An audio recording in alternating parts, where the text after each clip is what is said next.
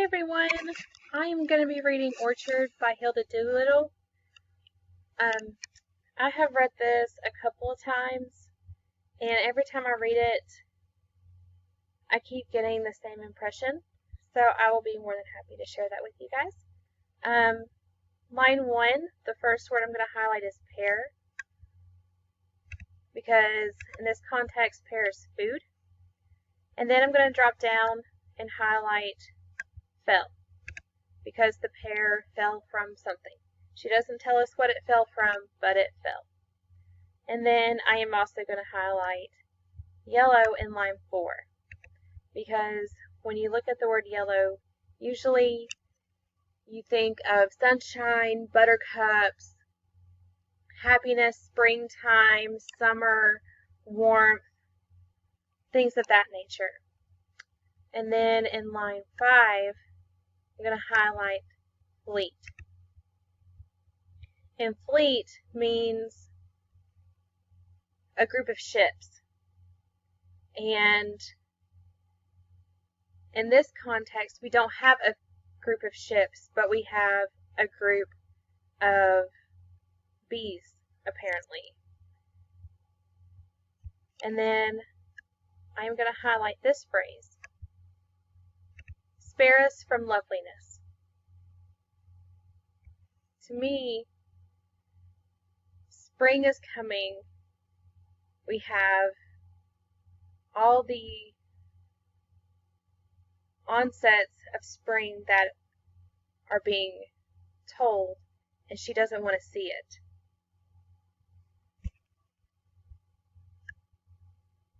And I'm going to highlight prostrate, which means to lie face down.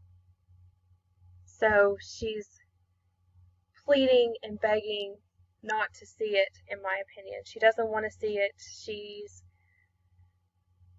asking on her hands and knees, face down on the ground, please no. And then spare us the beauty.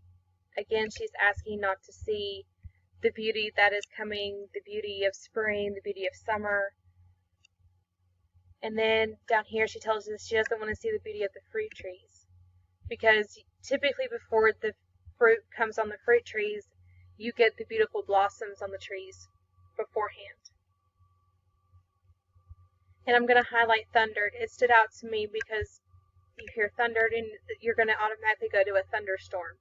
So there's a storm. There's a storm coming. There's a storm being brought on, and it's singing.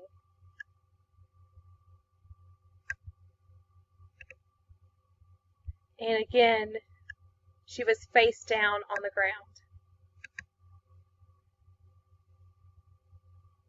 And she's gonna, and she brought an offering. And she is going to do like our stories from the Bible and plead to the God of the orchard to not have the beauty of the spring, because again, spare us from the loveliness.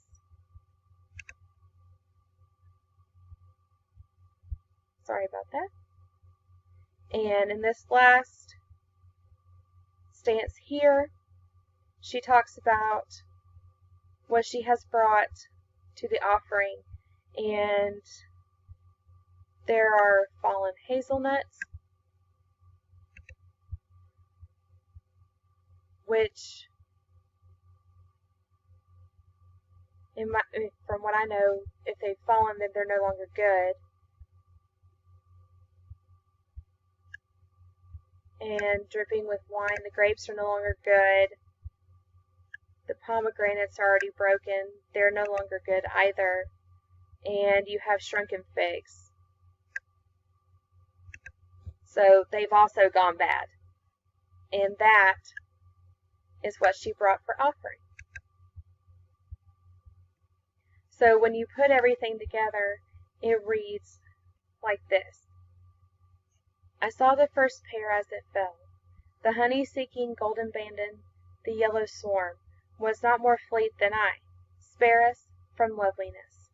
I fell prostrate, crying, You have flayed us with your blossoms. Spare us the beauty, the fruit trees. The honey-seeking paused not. The air thundered their song, and I was alone prostrate.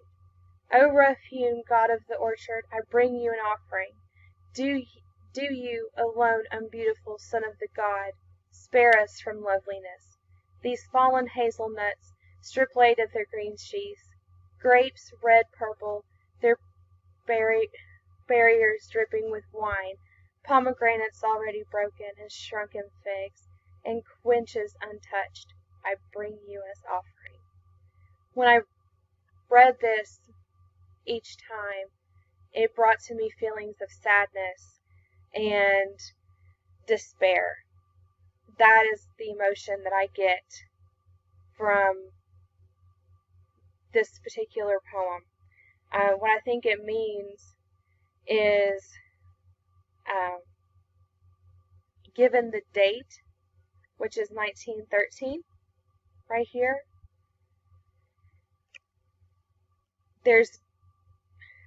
even though the spring is coming, there's almost a guilt of the beauty that the spring holds due to all the pain and suffering. So there's going to be, I'm trying to think of the right word to use. There's going to be a pleading of keeping the beauty away and holding on to the despair for a little while longer.